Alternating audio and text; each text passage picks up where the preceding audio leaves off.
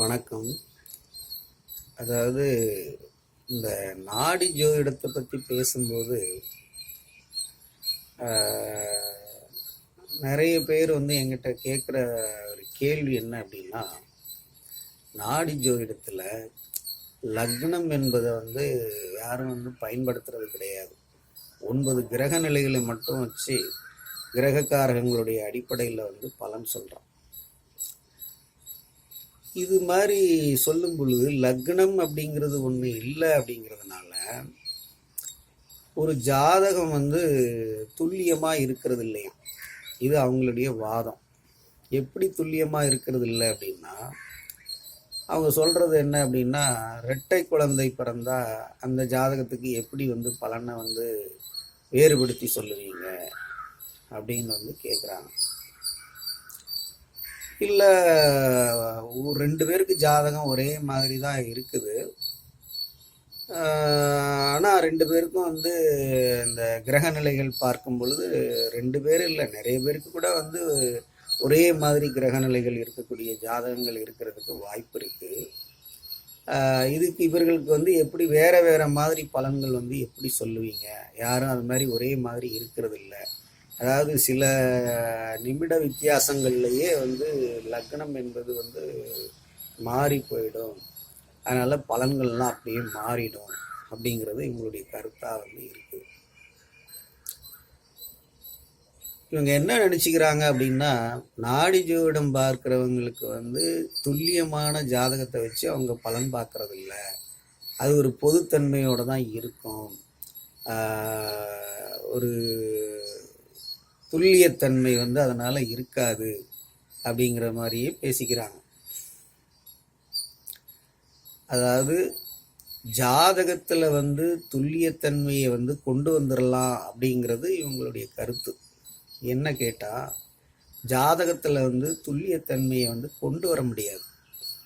ஏன் அப்படின்னா, ஒரு ஜாதகம் கணிக்கும் பொழுது அந்த ஜாதகம் கணிப்பதற்கு நமக்கு ஒரு குழந்தை பிறந்த நேரம், அப்புறம் குழந்தை பிறந்த இடம், இது ரெண்டும் நமக்கு தேவைப்படுது.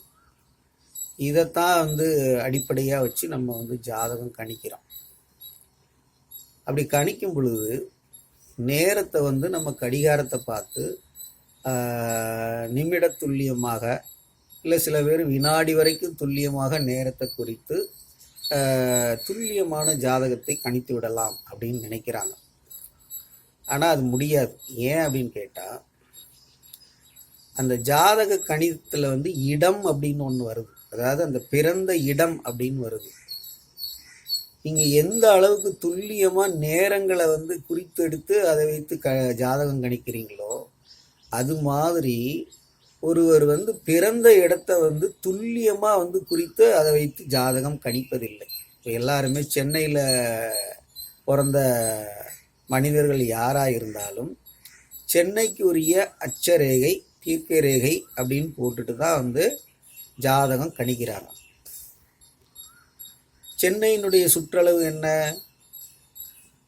அதை யோசித்து பார்த்தீங்கன்னா, ஒரு சென்னையை சுற்றியுள்ள ஒரு தோராயமாக 100 கிலோமீட்டர் தூரம் வரைக்கும் பார்த்தீங்கன்னா, இந்த நேர துல்லியத்தை வைத்து நீங்கள் ஜாதகம் போட்டாலுமே இந்த 100 கிலோமீட்டர் சுற்றளவில் இருக்கக்கூடிய மனிதர்களுக்கு கணிக்கப்பட்ட ஜாதகத்தில் இந்த இடத்தின் அடிப்படையில் கிரக நிலையில் எந்த மாற்றத்தையும் அது காட்டுறது கிடையாது. அதாவது மனிதன் பார்த்தீங்கன்னா பிறக்கிற இடம், அதாவது அவன் பிறக்கிற இடம் என்பது அவன் நிரப்புகின்ற இடம். ஒவ்வொரு மனிதனும் வெவ்வேறு இடங்களை தான் நிரப்ப முடியும். ஒரே சமயத்தை ஒரே இடத்த 2 பேர் நிரப்ப முடியாது. நான் நிற்கிற இடத்துல நீங்கள் நிற்க முடியாது, நீங்கள் நிற்கிற இடத்துல நான் நிற்க முடியாது. நீங்கள் நிரப்புகின்ற இடம் வேறு, நான் நிரப்புகின்ற இடம் வேறு. அந்த அளவுக்கு ஒரு துல்லியமான ஒரு மனிதன் நிரப்புகின்ற இடத்தை ஜாதகத்தில் காட்ட முடியாது அப்படிங்கிறத பல வருடங்களுக்கு முன்னே நம்மளுடைய கேரளத்தை சேர்ந்த ஜோதிடர்கள்லாம் இதை தெரிஞ்சுக்கிட்டாங்க. இப்போ 2 பேருக்கு வேறுபடுத்தி பலன் சொல்லணும் அப்படிங்கிற ஒரு யோசனையில் வந்தது தான் பிரஸ்ன ஜோதிடம் அப்படின்னு அவங்க உருவாக்கியிருக்காங்க. ஏன் அப்படின்னா, அந்த பிரஸ்ன ஜோதிடத்தில் வந்து பார்த்தீங்கன்னா 2 விதமான லக்னங்கள் வந்து கணிக்கப்படுது. ஒன்று வந்து ஒருவன் கேள்வி கேட்கின்ற நேரத்துக்கு ஒரு லக்னம் கணிக்கிறான். இன்னொரு லக்னம் வந்து என்ன அப்படின்னா, அந்த கேள்வி கேட்டவன் வந்து நின்ற இடத்துக்கு அந்த இடத்தை அடிப்படையாக வைத்து ஒரு லக்னம் கணிக்கிறாங்க. இந்த காலத்தை வைத்து ஒரு லக்னமும் இடத்தை வைத்து ஒரு லக்னமும் கணிக்கிறாங்க. அது காலத்தை வைத்தும் கணிக்கும் லக்னத்திற்கு வந்து உதயம்னு பேர். இடத்தை வைத்து கணிக்கக்கூடிய லக்னத்திற்கு வந்து ஆருடம்னு பேர். இந்த ஆருட லக்னம் தான் வந்து ஒரு ஜாதகத்தை வந்து வேறுபடுத்தி காட்டும். காலத்தை வைத்து கணிக்கக்கூடிய அந்த லக்னம் வந்து ஜாதகத்தை வந்து வேறுபடுத்தி காட்டாது. அதனால் வந்து ஒரு துல்லியமான ஒரு ஜாதகம் என்பது கணிக்க முடியாது என்று தெரிந்து தான் அதில் வந்து பிரஸ்னம் என்ற ஒரு பிரிவையே தோற்றுவித்திருக்கிறார்கள். இதை வந்து பெரும்பாலும் இந்த கேபி ஜோதிடம் என்று சொல்லக்கூடிய ஒரு முறையை வந்து கற்றவர்கள் தான் வந்து ஒரு புத்திசாலித்தனமாக இப்படி ஒரு கேள்வி கேட்குறதா வந்து எல்லார்கிட்டையும் கேட்டுட்ருக்குறாங்க. அந்த கேபி ஜோதிடத்துலேயே வந்து பார்த்தீங்க அப்படின்னா ஹோரரி அஸ்ட்ராலஜி அப்படின்னு ஒரு பிரிவு அதுலேயும் இருக்குது. அந்த கேபியில் துல்லியமாக பலன் தர்றது எப்படின்னு பார்த்தீங்கன்னா அந்த ஹோரரி அஸ்ட்ராலஜி தான் வந்து பலன் தருது. காரணம் என்ன அப்படின்னா அந்த கேபியில் வந்து 249 எண்கள் வந்து கொடுக்கப்பட்டிருக்கு. அதில் வந்து ரேண்டமாக ஒரு எண்ணை வந்து கொடுப்பாங்க. அந்த ஹோரரி நம்பருங்கிறது வந்து காலம் கிடையாது. அந்த ஆருடம் என்பதை குறிப்பதற்காக அவர் கையாண்ட ஒரு யுக்தி தான் வந்து அந்த 249 எண்கள்.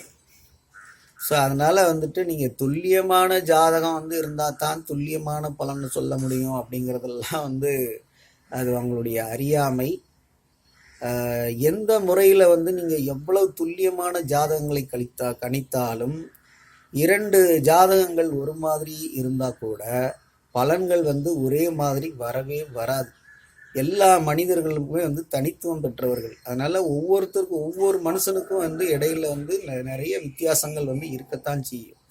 நாம் வந்து தனித்துவத்தை அப்படியே 100% வந்து ஜாதகத்தை பார்த்து வந்து நிச்சயமாக சொல்லவே முடியாது. அது எப்படி சொல்லணும் அப்படின்னு கேட்டால் அதுக்காக தான் ஒரு பொது விதி வந்து ஜோதிடத்தில் வந்து சொல்லப்பட்டிருக்கு. என்ன அப்படின்னா காலதேச வர்த்தமானம் அப்படின்னு ஒன்று இருக்குது. அந்த காலதேச வர்த்தமானத்தை அனுசரிக்காமல் எந்த ஜாதகத்திற்குமே வந்து பலன் வந்து சொல்ல முடியாது. சொன்னால் பலன்கள் கண்டிப்பாக பிசகும். அதாவது 100 வருஷத்துக்கு முன்னால் இருந்த சூழ்நிலைகள் வந்து கால சூழ்நிலைகள் வந்து இன்னைக்கு கிடையாது. இன்னைக்கு இருக்கிற கால சூழ்நிலை வந்து 100 வருஷத்துக்கு அப்புறம் வந்து இருக்காது. அதனால் அதை அனுசரிக்காமல் வந்து நம்ம எந்த பலனையும் சொல்ல முடியாது. அதே மாதிரி இந்தியாவில் இருக்கிற சூழ்நிலை வந்து அமெரிக்காவில் கிடையாது. அமெரிக்காவில் இருக்கக்கூடிய சூழ்நிலை வந்து இந்தியாவில் கிடையாது. அதனால் அந்த இடத்தை வந்து அனுசரிக்காமல் வந்து பலனை வந்து நம்ம சொல்ல முடியாது. அப்படியே நேரடியாக எதுவுமே சொல்ல முடியாது. அதே மாதிரி ஒரே இடத்துல பிறந்தாலும் ஒரே நேரத்தில் பிறந்தாலும் ஒவ்வொரு மனிதனுடைய குடும்ப சூழ்நிலை வந்து அதாவது வேறு தான் இருக்கும். அந்த குடும்ப சூழ்நிலைக்கு தகுந்தவாறும் தான் அந்த மனிதருடைய வாழ்க்கை முறை வந்து அமையும். இதையெல்லாம் கணக்கில் எடுக்காமல் வெறும் ஜாதக கட்டத்தை மட்டுமே பார்த்துட்டு துல்லியமான பலன்களை வந்து சொல்வதற்கு சாத்தியம் இல்லை. நன்றி.